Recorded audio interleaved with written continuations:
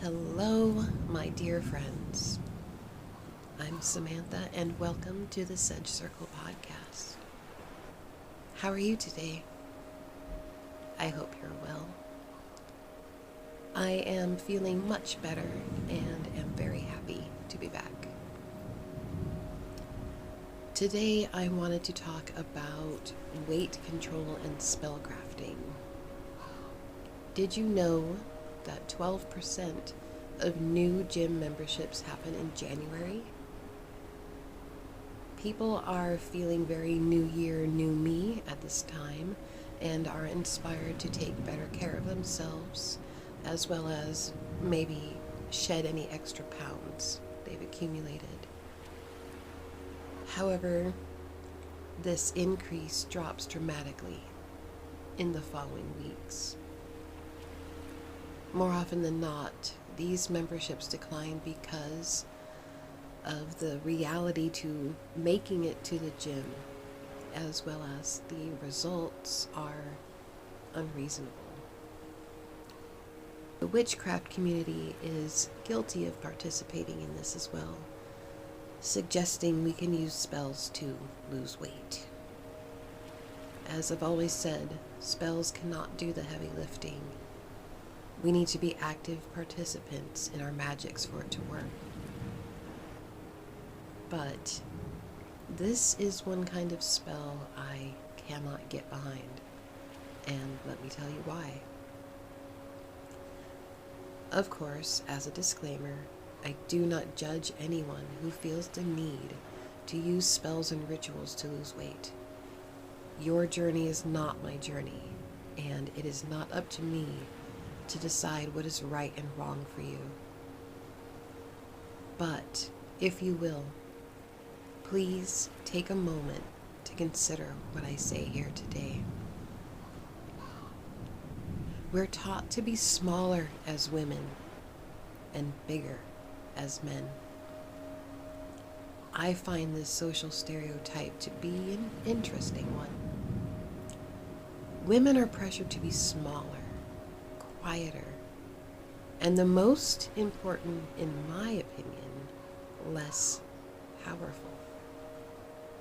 Quite the opposite. Men are pressured to be big, strong, and indestructible. And when I say indestructible, I mean unwavering in the face of emotions. They're taught crying is weak when it is cleansing.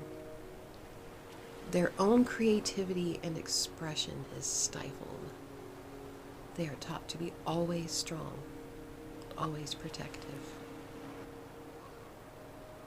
Now, these are archaic stereotypes. While I'm glad to see these expectations starting to wane, they are still prevalent in society enough to address them. Personally, I have struggled with weight my entire life. Even as an athlete and being very active, I was still bigger than my peers.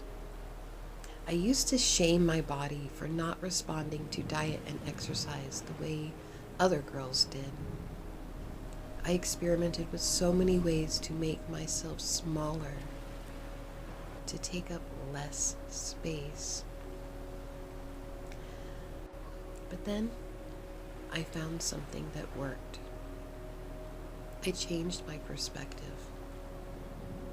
My body is the map of my life. Every scar has a story. Every stretch mark a sign of growth. My hair is the color of my ancestors, carrying their story into the present. I began to see my body as a gift from nature. Not only a gift, but an expression of nature. Without it, I would not be able to have the experiences I have.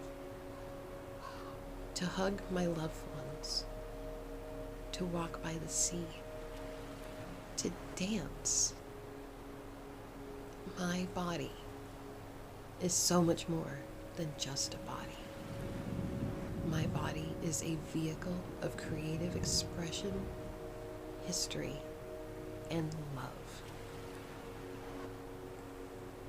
This realization inspired me to care for myself beyond diet and exercise, to give myself rest when I needed it, to see myself as a whole being and not just a body. That's not to say I still don't experience moments of insecurity. One thing I dislike about summer, for example, is the need to expose my body to keep cool. Now, I take no issue wearing a bathing suit in public, but on the days I'm not feeling very confident or feel like I need to go inward more, I like having the opportunity to cover myself. This is not something the hot summer months typically support. And even though it's rare anymore, there are still times I compare myself to others. The difference now is I am aware I am comparing. I recognize it when I'm doing it, and am able to fall back on the foundation of self-love and gratitude I have built. I feel it's important to also touch on the requirements we have put on people's bodies, both thin and overweight, in order to be acceptable. I have read in comment sections things like, as long as you are healthy, I don't care what you weigh. It is not our place or responsibility to decide when a body is okay. We do not know what the person is struggling with or where they came from. We don't know their journey. The previous quote suggests the person and their body only has value and is acceptable if they are healthy. Health is not something everyone has, and that does not make them less valuable as a person. I think what the commenter might be trying to say is, as long as they care for themselves, which is something we should wish for all people. But this is something generally applied to heavier people. Human bodies physically need a few things: nutritious food, rest, and physical activity, no matter what that looks like. One thing it does not need is to be thin. Ideally, we need to stop making comments on people's bodies, no matter what they weigh.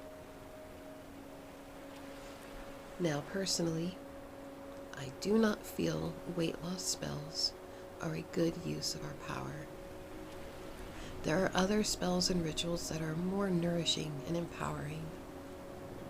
I would like to offer you some alternatives to weight loss spells.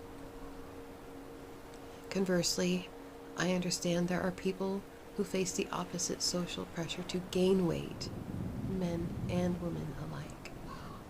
The rituals I am offering can be used by anyone, as they are not focused on the number on the scale. Instead, these rituals are meant to serve on a holistic level. These can be done in a few minutes, or feel free to make them full rituals with offerings and meditations. The first is a basic self-love ritual. When people think of self-love, usually their thoughts go to their physical body. And while this is a part of who we are so much more than our bodies. Take a moment to really think about what you bring to the table. If you can, really think about all the good things about yourself that are beyond your physical body. You can write each one down on a scrap of paper and put them in a jar to keep on your personal altar as a reminder of these positive qualities about yourself. Alternatively, you can assign herbs and plants with these meanings and put them in the jar.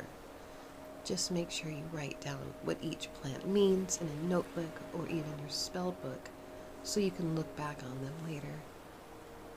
I like to add a small rose quartz or my favorite, pink calcite, and some salt to this jar to support love and a feeling of protection.